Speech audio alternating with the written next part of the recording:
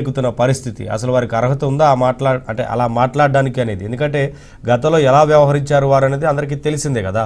మీరేం చెప్తారు ఓవరాల్గా ఈ అన్ని విషయాలకు సంబంధించి?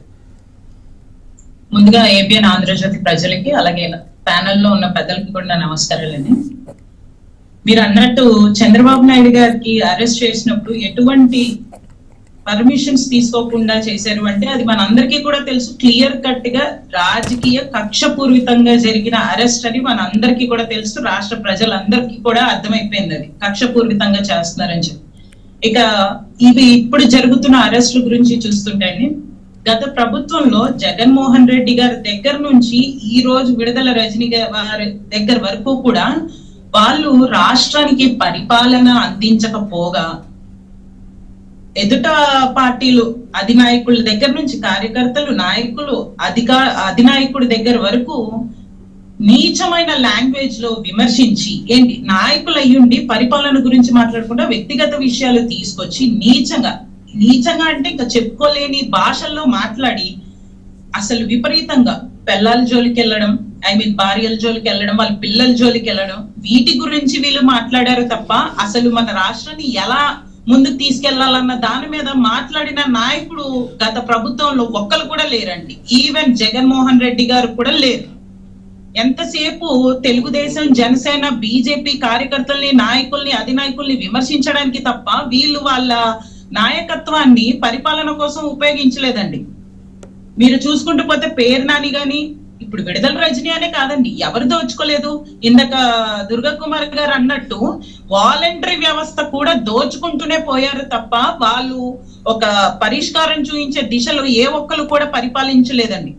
ఈ రోజున జనసేన, టీడీపీ, బీజేపీ, ఎన్డీఏ కూటమి చట్టబద్ధంగానే వాళ్ళని అరెస్ట్ చేస్తుంది. ప్రజలు ఇలాంటి గత ప్రభుత్వంలో ఉన్న నాయకుల విధానం నచ్చక వాళ్ళు మేము 151 సీట్లు ఎందుకు ఇచ్చాము అని మేము చేసిన పెద్ద తప్పుని వాళ్ళు అంగీకరించుకొని ఈ రోజున కూటమి ప్రభుత్వాన్ని 164 సీట్లతో ఆహ్వానించారు. ఎవరైనా కానీ ప్రజలు ఆ నిర్ణయం తీసుకున్నారంటే, మాకు ఆహ్వానాన్ని అందించారంటే గత ప్రభుత్వం చేసిన దాన్ని, వాళ్ళు చేస్తున్న అరాచకాలని, వాళ్ళు చేస్తున్న దౌర్జపు రాజకీయాల్ని అరికట్టమని మాకు అధికారాన్ని అప్పగించారు. ఎవరైనా కానీ ఈ రోజున ఎన్డీఏ కూటమిలో కూడా ఎవరైనా తప్పు చేసినా కూడా వాళ్ళని ఖచ్చితంగా చట్టబద్ధంగానే అరెస్ట్ చెయ్యాలి. మా పవన్ కళ్యాణ్ గారు చెప్పినట్టు ఈవెన్ పవన్ కళ్యాణ్ గారు తప్పు చేసినా కూడా కాలర్ పట్టుకొని అడిగి చట్టబద్ధంగా అరెస్టులు చెయ్యాలని చెప్పేది మా అధినాయకుడు కూడా కొన్ని సందర్భాల్లో చెప్పిన విషయం మనం చూసిందే. అలాంటి చట్టబద్ధంగానే వెళ్ళాలి అని చెప్పి మేము ఎన్డీఏ కూటమి తీసుకున్న నిర్ణయాల్లో భాగంగా ఇలాంటి రాజకీయాలు, ఇలాంటి అసలు పిల్లలు ఏం నేర్చుకుంటారంటే అప్కమింగ్ జనరేషన్స్ కి రాజకీయ నాయకులు ఎలా ఉండాలంటే మా నెక్స్ట్ జనరేషన్ కి ఏం ఉపయోగపడతాయి అన్న దాని మీద ఇన్స్పైరింగ్ గా ఉండాలి తప్ప నాయకత్వం ఇలాంటి బూతులు మాట్లాడుతూ అసభ్యంగా ప్రవర్తించే, ఆడవాళ్ళ పట్ల అసభ్యంగా మాట్లాడి ప్రవర్తించే విధానాలు కూడా ఎమ్మెల్యే టికెట్లు ఇస్తే ఇంకా మన రాష్ట్రం ఏం అభివృద్ధి చెందుతుంది? ఇలాంటి దౌర్జపు రాజకీయం తప్ప ఏమి చూడలేం. ప్రజల సొమ్ము తీసుకొని మళ్ళీ ఇప్పుడు కక్షపూర్వితంగా చేస్తున్నారు అంటే ఎంతమంది దోచుకోవట్లేదని. వాలంటరీ వ్యవస్థ కూడా మన ముసలి ఒక పెద్ద ఆవిడ అకౌంట్ లోంచి డబ్బులు దోచేశారు. ఏంటి అని అడిగితే మాకు తెలీదు అని చేతులు ఎత్తేసిన సందర్భాలు కూడా ఉన్నాయి.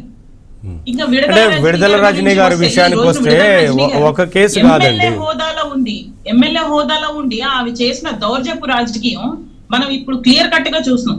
అదే మినిస్టర్ అయ్యాక ఇంకా మనం చెప్పుకోవాల్సిన అవసరం లేదు. ఎవరు ఎంత వైసీపీ గత ప్రభుత్వంలో నాయకులు అందరూ కూడా దోచుకో, దాచుకో, తెండవు ఇవి తప్ప పరిపాలన అందించిందే లేదండి. మా ఎన్డీఏ కూటమి గట్టిగా నిర్ణయం తీసుకుంది. ఎక్కడ కూడా రాజకీయ కక్షపూర్వితంగా అరెస్టులు జరగకూడదు, కక్షపూర్వితంగా ఏ నాయకుడిని కూడా విమర్శించకూడదు. మనకు కావాల్సింది ప్రజలు సంక్షేమంగా ఉండడం. సరే, మీరు చట్ట ప్రకారం వెళ్తున్నా కావాల్సినవి నెరవేర్చాలి తప్ప కక్షపూర్వితంగా ఏది కూడా చేయడానికి వీల్లేదండి. రియా గారు, మీరు చట్ట ప్రకారం వెళ్తున్నా వైసీపీ నేతలు ఇంకా విమర్శలు చేస్తున్నారు, దీని మీద ఏం చెప్తారు? నేను అదే అంటున్నానండి, వాళ్ళకి చట్టబద్ధంగా ఎలా పనిచేయాలో తెలియని వాళ్ళకి విమర్శించడం తప్ప అసలు రూల్స్ ఏంటి, దానికి ఉన్న ప్రోటోకాల్స్ ఏంటి కూడా తెలియని నాయకులు వైఎస్ఆర్సీపీ గవర్నమెంట్ లో ఉన్నారని నేను చెప్తున్నాను. వాళ్ళకి ఎంతసేపు, ఎందుకంటే వాళ్ళు గత ప్రభుత్వంలో చేసింది అదే కదండి, కక్షపూర్వకంగా. ఇప్పుడు పచ్చకామరలోకి వచ్చిన వాడికి ఊరంతా పచ్చగానే కనిపిస్తుందంట.